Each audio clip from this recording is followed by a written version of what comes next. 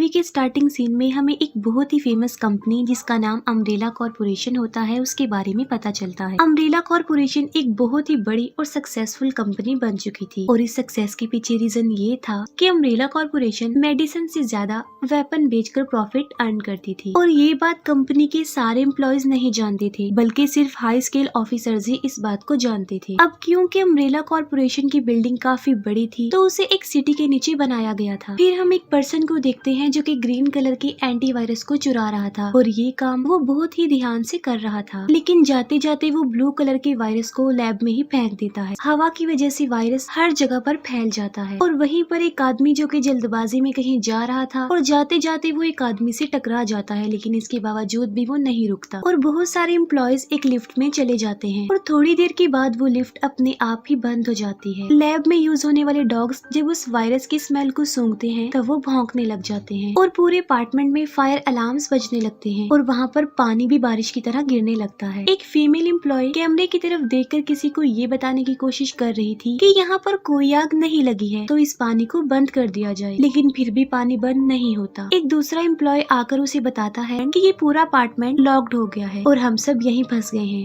आहिस्ता आहिस्ता यहाँ पानी जमा होने लगेगा और वो सब मारे जाएंगे। अब जो एम्प्लॉयज लिफ्ट में फंस गए थे वो लिफ्ट से बाहर आने की कोशिश करते हैं और एक लड़की जो सबसे पहले लिफ्ट से बाहर आना चाहती थी वो बाहर आने की कोशिश में ही मारी जाती है। फिर हम एक लड़की को देखते हैं जिसका नाम एलिस होता है। वो आंखें खोलती है लेकिन उसे ये याद नहीं आ रहा होता कि वो यहाँ पर कैसे आई और वो किस जगह पर है। असल में उसकी मेमोरी लॉस्ट हो गई थी जिसकी वजह से उसे कुछ भी याद नहीं आ रहा था। एलिस बाहर आती है और एक लॉकर में उसे गन दिखाई देती है और वो रूम से बाहर आकर टेबल पर रखी हुई एक पिक्चर को देखती है और वो पिक्चर उसकी और उसके हस्बैंड की शादी की पिक्चर थी और यहाँ पर उसे ये भी याद नहीं आ रहा होता कि उसकी शादी कब हो गई। एलिस उस जगह पर कुछ अजीब फील करती है और तभी एक आदमी वहाँ पर आता है जिसका नाम मैट होता है। वो एलिस को कहता है कि मैं तुम्हारी हेल्प करने यहाँ पर आया हूँ और इतनी ही देर में कुछ सोल्जर्स भी वहाँ पर आ जाते हैं और वो इन दोनों को पकड़ लेते हैं। सब सोल्जर्स एलिस और मैट को लेकर अम्ब्रेला कॉर्पोरेशन की ट्रेन में चढ़ जाते हैं और वहाँ पर उन्हें एक और आदमी मिलता है जो कि बेहोश होता है और उस आदमी का नाम स्पेंस था और इस आदमी को भी कुछ याद नहीं आ रहा होता जैसे एलिस को कुछ भी याद नहीं आ रहा था। स्पेंस वही इंसान है जो एलिस के साथ उसकी वेडिंग पिक्चर में था, यानी उसका हस्बैंड। स्पेंस को देखकर एलिस को कुछ विजन्स आते हैं और उन विजन्स में वो अपनी वेडिंग मेमोरीज को देखती है। वो लोग ट्रेन के जरिए काफी आगे आ चुके थे। एलिस सीनियर सोल्जर को गन पॉइंट करके पूछती है कि यहाँ पर क्या चल रहा है। वो एलिस को कहते हैं कि तुम्हारी कोई शादी नहीं हुई बल्कि वो फेक था और शादी का सारा ड्रामा उन्होंने इसलिए क्रिएट किया था ताकि वो उस जगह पर जा सके जहाँ पर वो अभी जा रहे हैं। वो एलिस को ये भी बताते हैं कि जिस घर से हमने तुम्हें पकड़ा है उसी रास्ते के जरिए हम उस सिटी के नीचे बनाए गए बहुत बड़ी अम्ब्रेला कॉर्पोरेशन कंपनी के लैब में जा रहे हैं, क्योंकि अम्ब्रेला कॉर्पोरेशन को चलाने वाली डेंजरस और पावरफुल कंप्यूटर जिसका नाम रेड क्वीन है उसने अपने सारे एम्प्लॉयज को मार डाला है। यानी जो लोग अपार्टमेंट में बंद हो गए थे यहाँ पर उन्हीं एम्प्लॉयज की बात हो रही थी। वो लोग एक अजीब सी जगह पर पहुंच जाते हैं और सीनियर सोल्जर अपने बाकी सोल्जर्स को कहता है कि इस पूरी जगह को अच्छे से एक्सप्लोर करो। अम्ब्रेला कॉर्पोरेशन का पावरफुल और डेंजरस कंप्यूटर यानी रेड क्वीन उन सबको देख रही थी और उसे उनके यहाँ आने का मकसद भी पता था। उन लोगों के साथ एक हैकिंग ऑफिसर भी होता है जो अपनी हैकिंग को यूज करके एक रास्ते को ओपन करता है और कुछ ऑफिसर उसके अंदर जाते हैं, लेकिन तभी उस जगह का डोर अपने आप ही बंद हो जाता है। तभी वो हैकिंग ऑफिसर बताता है कि ये दरवाजा रेड क्वीन ने बंद कर दिया है। तभी उस जगह जहाँ पर वो ऑफिसर्स गए थे एक लेजर वेपन एक्टिवेट हो जाता है जिससे उनकी एक फीमेल सोल्जर का सर कट जाता है और वो मर जाती है। उस फीमेल सोल्जर को मरता हुआ एलिस भी देख लेती है और वो हैकिंग ऑफिसर को जल्दी से लेजर वेपन को ऑफ करने के लिए कहती है और इतनी ही देर में एक और ऑफिसर लेजर वेपन से मारा जाता है। सीनियर सोल्जर जो कि अभी भी जिंदा था, तब एलिस उससे कहती है कि वो जल्दी से लेजर वेपन को बंद करे क्योंकि एक एक करके सारे ऑफिसर्स मारे जा रहे थे। और फिर लेजर वेपन सीनियर ऑफिसर की तरफ बढ़ते हुए अपना डिजाइन चेंज कर लेता है और वो उसे ऐसा डिजाइन करके मारता है कि उसकी बॉडी के बहुत सारे टुकड़े हो जाते हैं। फिर वो हैकिंग ऑफिसर लेजर वेपन को बंद करने में कामयाब हो जाता है, लेकिन अब इसका कोई भी फायदा नहीं था क्योंकि बहुत सारे ऑफिसर्स मारे गए थे। वो हैकिंग ऑफिसर कहता है कि अब रेड क्वीन को ऑफ करना जरूरी हो गया है और फिर वो रेड क्वीन के रूम में जाते हैं और फिर उसे ऑफ करने की प्रोसीजर को स्टार्ट कर देते हैं और तभी रेड क्वीन इंसानी स्ट्रक्चर होलोग्राम में इनके सामने आती है और वो उन्हें वार्न करते हुए कहती है कि तुम मुझे बंद करने की गलती मत करो। अगर तुमने ऐसा कर दिया तो यहाँ की सारी लाइट्स ऑफ हो जाएंगी और वो यहीं पर फंसकर मर जाएंगे। एलिस रेड क्वीन से पूछती है कि तुमने कंपनी के सारे एम्प्लॉयज को क्यों मार डाला। तब रेड क्वीन जवाब देती है कि किसी ने उस कंपनी में टी वायरस को पूरी तरह फैला दिया था। वो बताती है कि वो वायरस इतना खतरनाक है कि वो पूरी दुनिया की पॉपुलेशन को डिस्ट्रॉय कर सकता है। वो कहती है कि इसीलिए मैंने कंपनी के सारे एम्प्लॉयज और उस वायरस को उसी अपार्टमेंट में बंद कर दिया और जिससे वो सारे एम्प्लॉयज मारे गए। वो रेड क्वीन को बंद कर देते हैं और कंपनी के सारे डोर्स ओपन हो जाते हैं। दूसरी तरफ बाहर फीमेल ऑफिसर रेन, मैट और एक और पुलिस ऑफिसर उन लोगों का वेट कर रहे थे और तभी उन्हें कुछ आवाजें सुनाई देती हैं और उन आवाजों को चेक करने के लिए ऑफिसर रेन जाती है। उसे वहाँ पर कंपनी की एक एम्प्लॉय मिलती है जो डोर ओपन होने की वजह से बाहर आ गई, लेकिन अब वो एक ज़ॉम्बी बन गई थी और ये सब कुछ उस वायरस की वजह से ही हुआ था। लेकिन रेन को नहीं पता था कि वो एक ज़ॉम्बी बन चुकी है और वो उसके हाथ पर बाइट कर लेती है। रेन हेल्प के लिए दूसरे ऑफिसर को बुलाती है जिस पर वो ऑफिसर उस ज़ॉम्बी लड़की को आगे ना आते हुए वार्न करता है और रुकने के लिए कहता है, लेकिन वो नहीं रुकती और आगे बढ़ने लगती है और इसीलिए रेन उसे शूट करके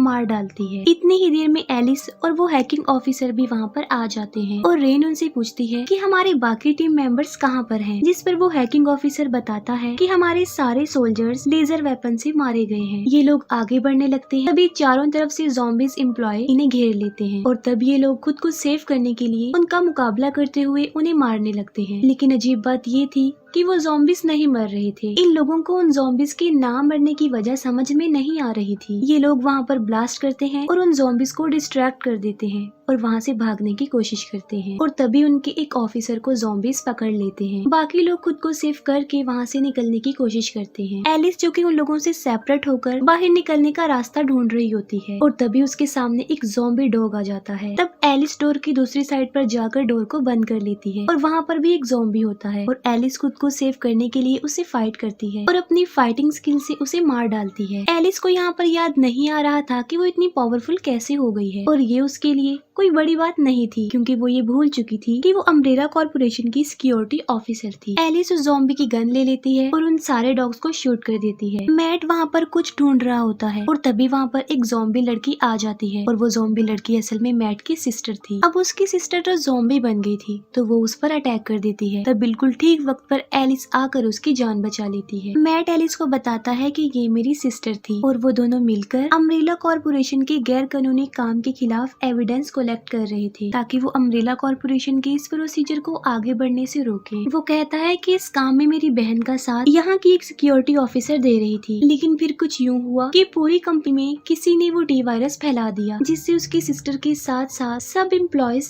ज़ॉम्बी में बदल गए। यहाँ पर मैट ये बात नहीं जानता था कि वो जिस सिक्योरिटी ऑफिसर की बात कर रहा है वो कोई और नहीं बल्कि एलिस ही है जो कि इस काम में उसकी सिस्टर की हेल्प करने वाली थी। और यहाँ पर एलिस भी इस बात को हाइड रखती है कि वो उसकी सिस्टर को जानती थी। उन सबको चारों तरफ से ज़ॉम्बीज ने घेर लिया था और एलिस रेड क्वीन को ऑन करने का कहती है क्योंकि एक वही थी जो उन्हें यहाँ से निकलने का सेफ रास्ता बता सकती थी। एलिस फिर रेड क्वीन को ऑन कर ही देती है और रेन रेड क्वीन से पूछती है कि ये ज़ॉम्बीज क्यों नहीं मरते और रेड क्वीन उसे जवाब देती है कि ये ज़ॉम्बीज सर पर वार करने से मरते क्योंकि उन ज़ॉम्बीज की बॉडी में वो टी वायरस चला गया है जो कि बहुत पावरफुल है और जाहिर है वो उन ज़ॉम्बीज की बॉडी को भी पावर प्रोवाइड करता है और यही वजह है कि गोली लगने के बावजूद भी वो नहीं मरते। एलिस रेड क्वीन से यहाँ से बाहर जाने का रास्ता पूछती है। रेड क्वीन उसे कहती है कि मैं तुम्हें यहाँ से निकलने का रास्ता तो बता दूंगी, लेकिन मैं तुम्हारे उन साथियों को यहाँ से बाहर नहीं जाने दूंगी जो इन्फेक्टेड हैं। और रेड क्वीन उन्हें रास्ता बता देती है और वो रास्ता एक अंडरग्राउंड था और वो वहाँ से जाने लगते हैं, लेकिन वहाँ पर भी बहुत सारे ज़ॉम्बीज आ जाते हैं और वो उन सब पर अटैक कर देते हैं और इसमें वो हैकिंग ऑफिसर इन्फेक्टेड हो जाता है। बाकी लोग तो उस अंडरग्राउंड रास्ते को पार करने में कामयाब हो जाते हैं, लेकिन वो हैकिंग ऑफिसर उन ज़ॉम्बीज के बीच में फंस जाता है। तब एलिस रेन को कहती है कि वो हैकिंग ऑफिसर को सेव करने की कोशिश करे, लेकिन रेन से ठीक निशाना नहीं लगता। तब एलिस एक ही दफा में बहुत अच्छा निशाना लगाकर उस ऑफिसर को बचा लेती है। वो हैकिंग ऑफिसर फिर से फंस जाता है, लेकिन इस बार वो बाकी ऑफिसर्स को अपनी जान बचाकर वहाँ से जाने के लिए कहता है और ये लोग उसे वहीं पर छोड़कर आगे बढ़ जाते हैं। बाहर आकर एलिस को याद आता है कि उस टी वायरस का एंटी वायरस भी है जिसे वो रेन को लगाकर उसकी जान बचा लेगी। ये सोचकर एलिस उस एंटी वायरस को ढूंढने लगती है, लेकिन वो उसे नहीं मिलता। लेकिन उसे ये बात यहाँ पर समझ नहीं आती कि एंटी वायरस को तो यहीं पर होना चाहिए, तो फिर वो यहाँ पर क्यों नहीं है। ये देखकर मैट एलिस से पूछता है कि तुम वायरस और एंटी वायरस के बारे में कैसे जानती हो। तब एलिस यहाँ पर वो राज खोल देती है। वो कहती है कि मैं ही वो सिक्योरिटी ऑफिसर हूँ जो वो एंटी वायरस चुराकर तुम्हारी सिस्टर को देने वाली थी, ताकि तुम और तुम्हारी सिस्टर अम्ब्रेला कॉर्पोरेशन की रियलिटी को दुनिया के सामने ला सको। तब स्पेंस को याद आता है कि वो चोर है जिसने एंटीवायरस चुराए थे और उस टी वायरस को पूरी लैब में फैला दिया था, और जल्दबाजी में वो एक एम्प्लॉय से टकरा भी गया था और रुका भी नहीं था। लेकिन वो वहाँ से तो बचकर बाहर आ जाता है और ट्रेन में बेहोश हो जाता है, और टेम्परेरी उसकी भी मेमोरी लॉस्ट हो गई थी। और ये वही वक्त था जब वो उन ऑफिसर्स को मिला था। ठीक उसी वक्त एलिस को भी पता चल जाता है कि स्पेंस ही वो आदमी है जिसने इस वायरस को चुराया था। लेकिन अब क्योंकि सिचुएशन बहुत ज्यादा खराब थी, तो एलिस ने खुद को चेंज कर लिया और अब वो अच्छी बन गई, और इसीलिए वो स्पेंस को रोकने के लिए कहती है। और यही वजह है कि वो स्पेंस को रोकने का फैसला करती है। लेकिन स्पेंस अचानक से गन उठाकर उन्हें गन पॉइंट कर देता है। स्पेंस एलिस को उसके साथ चलने के लिए कहता है, जिस पर एलिस उसे मना कर देती है, और तभी एक ज़ॉम्बी स्पेंस को काट लेती है और अब वो भी ज़ॉम्बी बन जाता है। स्पेंस उन लोगों को यहाँ पर लॉक करके ट्रेन की तरफ चला जाता है जहाँ पर वो एंटीवायरस रखा हुआ था। स्पेंस खुद को वो एंटीवायरस लगाने ही वाला होता है कि तभी वहाँ पर एक बहुत खौफनाक म्यूटेंट आ जाता है, और ये म्यूटेंट अम्ब्रेला कॉर्पोरेशन ने ही बनाया था, जो कि एक बहुत ही ज्यादा खतरनाक म्यूटेंट था, क्योंकि वो इंसानों का खून पीता था, और जितना ज्यादा वो इंसानों का खून पीता था वो उतना ज्यादा पावरफुल बन जाता था। ये म्यूटेंट स्पेंस को मारकर उन तीनों के पीछे पड़ जाता है। एलिस रेड क्वीन से रिक्वेस्ट करती है कि दरवाजे को ओपन करे और प्लीज वो हमारी हेल्प करे। तब रेड क्वीन कहती है कि तुम लोगों के साथ रेन है